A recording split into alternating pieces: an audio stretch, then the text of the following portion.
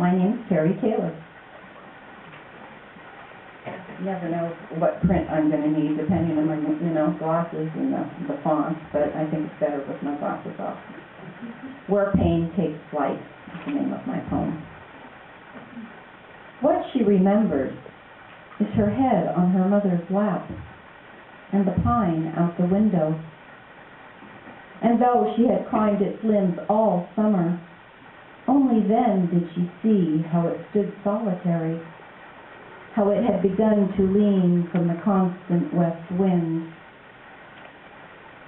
What she remembers is liquid cold and shocking poured in her aching ear, where it erupted up and out in a warm, crackling boil, wiped dry with an old towel as it trickled down her neck. What she remembers is the gentle stroke of her forehead and her hair being pushed from her eyes. In the darkness. The darkness is seeping into my room from under the door. I poke my head out, looking, listening, nothing. I still run across the hall, pressed against the smooth wall, thinking nobody can see me. I still creep as fast as I can down the ocean of stairs into the kitchen. Cautiously looking around, I jerk open the door to the cold fridge, to its blinding light that comforts me. I grab a plump pink peach, then back up the stairs as if a grizzly bear is chasing me, even though nothing was there. Into my room, where I turn on all the lights, then I bury myself in my fuzzy blankets. Now I can sleep. I was 15, and I have to thank Nancy Rico for telling me about this and inviting me to put this poem in here. Fears of a teenage girl. I'm afraid of my insides. I don't understand them, so I fear them. I fear my childhood memories because I can't find them. I fear love, being in love, being out of love, loving myself and him and her. I'm afraid of the dark because I don't know what's in it. I fear the sun because then you can see me, all of me and all of my flaws. I'm afraid of my depression because it takes over.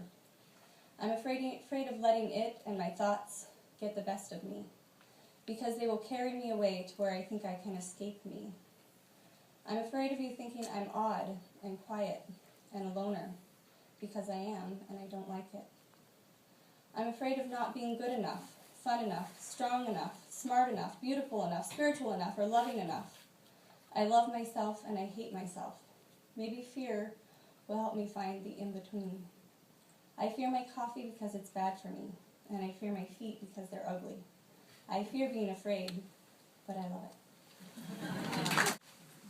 My name is David Gooderson, and my poem is called Gravedigger Haiku. A hole cleanly cut, bitter job, frigid ride, but lovers ride the bus. Say what you're thinking.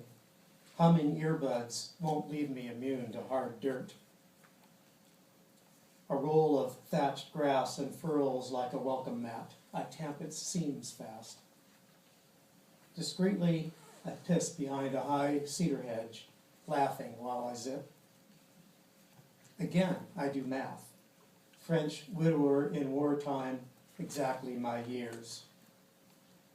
Sharpening shovels in the shed with plums and tea, I feel feeling drift. Washing hands at dusk, I'm nothing to think about. Brief at this hose bit. Wilson, and the poem is called Of Horses and Hospitals.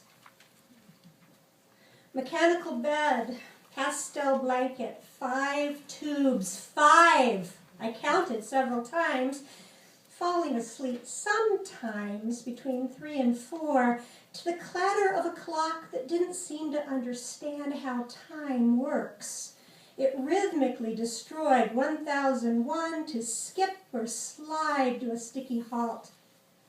I expected prayer beads sliding between weak fingertips, a sense of angels, a rescue by a mystical blue glow, or maybe some powerful, thrilling insight. But no, only the memory of a muzzle against my hand, long whiskers tipped with ice, the nicker of recognition, fuzzy-coated, mud-spattered, and the smell, hay and earthly warmth. Perhaps at these thin places, all our intellectual practices must bow before the root of fearlessness our animal bodies once found and still carry stubbornly in our bones.